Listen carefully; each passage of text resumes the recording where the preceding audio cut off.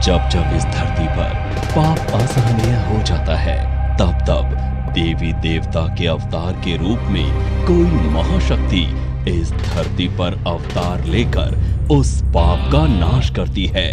शक्ति से सृजन होता है और शक्ति से ही विध्वंस।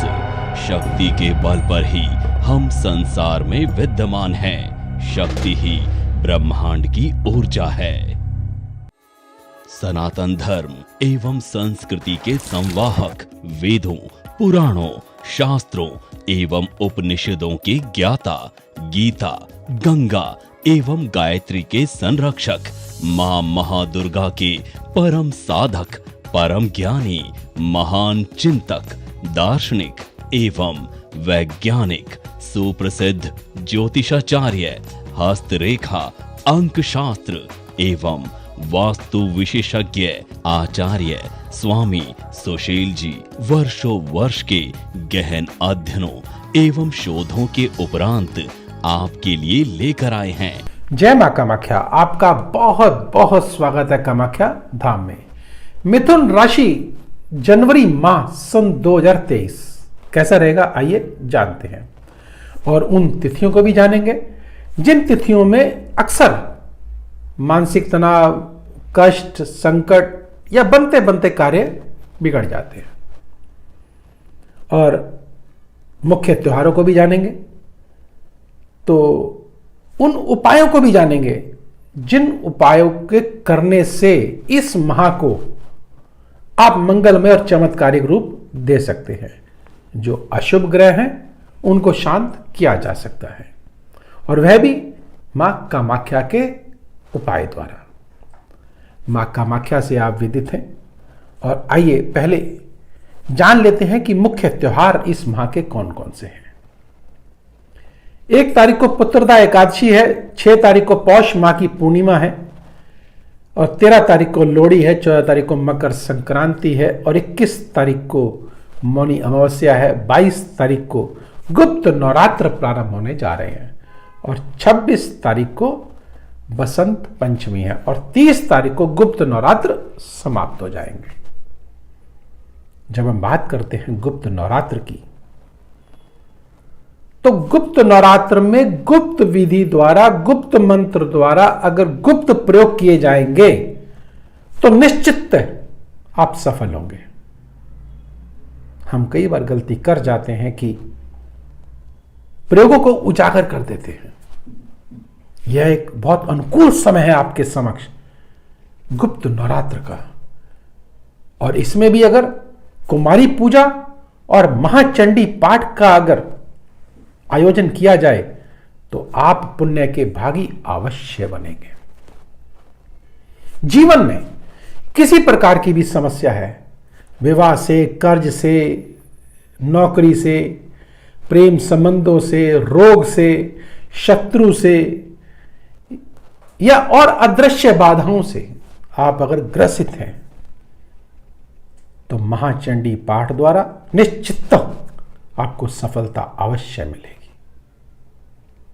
कई जातक मेरे पास आते हैं, संतान संबंधी समस्याएं होती हैं, किसी की संतान नहीं हो रही होती, और आज के इस आधुनिक परिवेश में तो IVF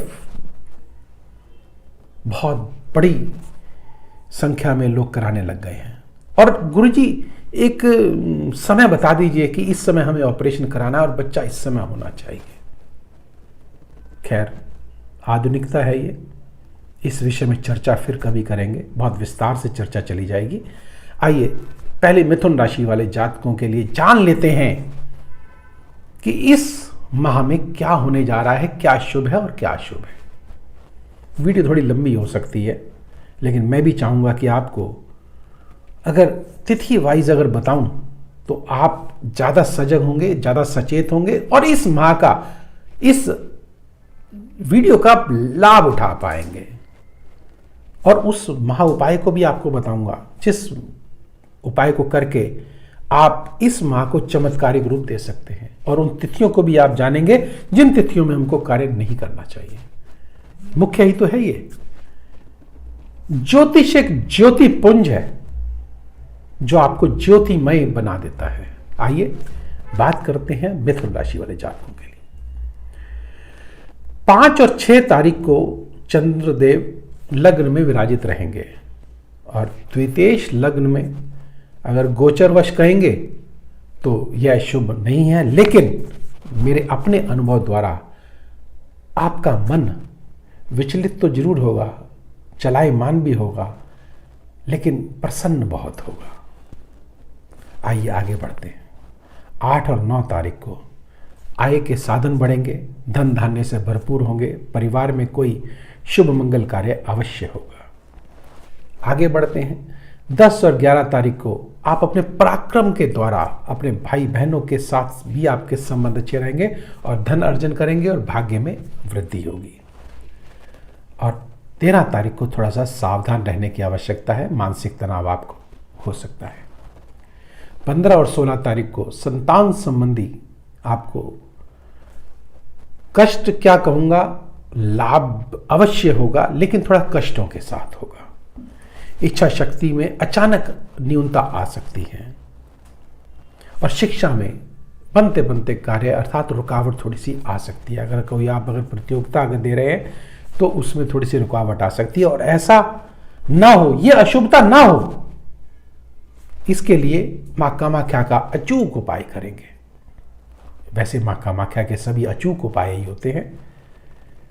तो आइए आगे बढ़ते हैं और जानते हैं कि 17 और 18 तारीख को निश्चित हमको सावधान अवश्य रहना चाहिए। रोग की दृष्टि से मन दुखी रहेगा।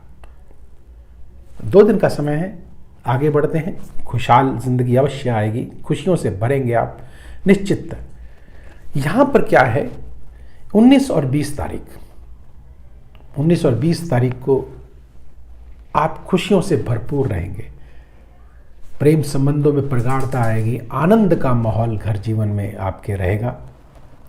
और आगे बढ़ते हैं तो 21 और 22 तारीख, 21-22 तारीख थोड़ा कष्टों से भरा रहेगा, ध्यान रखिएगा। कोई अपना ही कोई आपको तकलीफ दे सकता है, धोखा दे सकता है, तो सावधान रहें। जिन तारीखों का आपको बता रहा हूं उन तारीखों को अगर आप सचेत रहेंगे तो मैं गारंटी देता हूं आपको कि आप इस माह का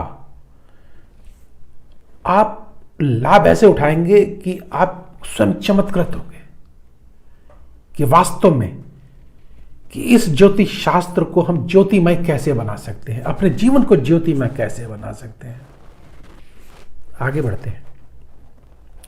23 और 24 तारीख भाग्य में वृद्धि अवश्य होगी, धन धान्य से भरपूर होंगे। जो आपने योजनाएं बनाई हैं वह सफल होंगी, मनोकामनाएं आपकी पूर्ण होंगी और तीर्थ यात्राएं आपकी हो सकती हैं और विदेश गमन भी आपका हो सकता है।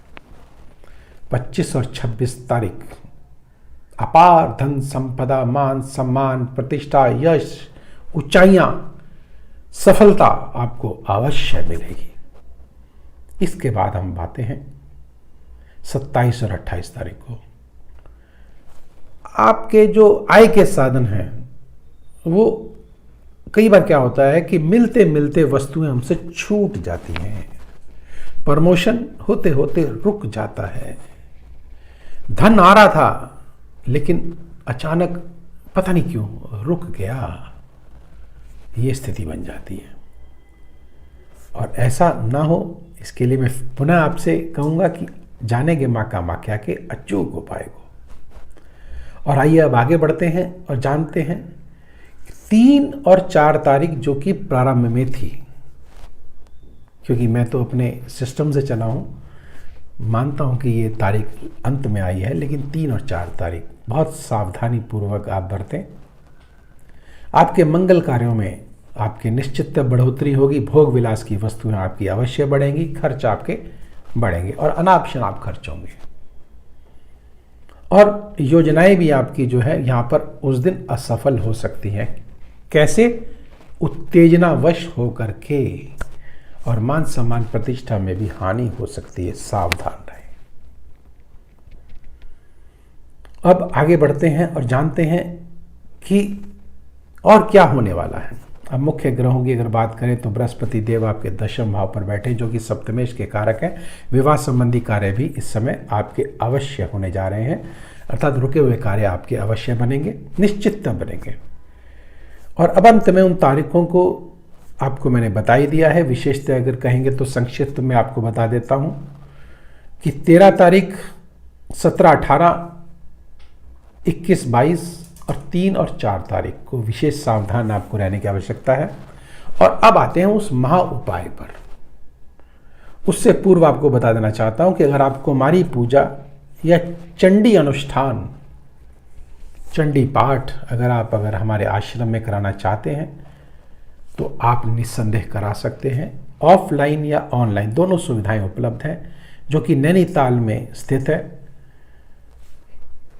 हिमालय पर्वत पर निश्चित मां कामाख्या का धाम आपका स्वागत है। आइए और चंडी पाठ करा के अपने कष्टों से निवारण आप प्राप्त कर सकते हैं।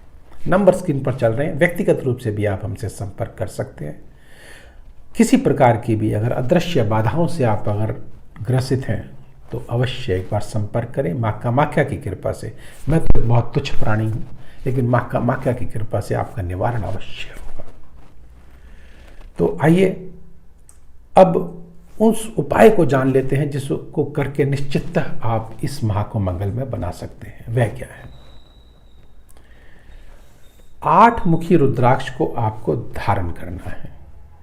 दूसरा, आप जब बाथरूम में स्नान करने जाते हैं तो नंगे पांव ना जाएं। विशेषता आपको बता देना चाहता हूं। जाएं भी तो चप्पल पहन के जाएं या लकड़ी का पटला, प्लास्टिक का पटला, उस पर खड़े होकर स्नान को करिएगा। और बीच की उंगली में एक 3 धातु का छल्ला आप पहन लीजिएगा।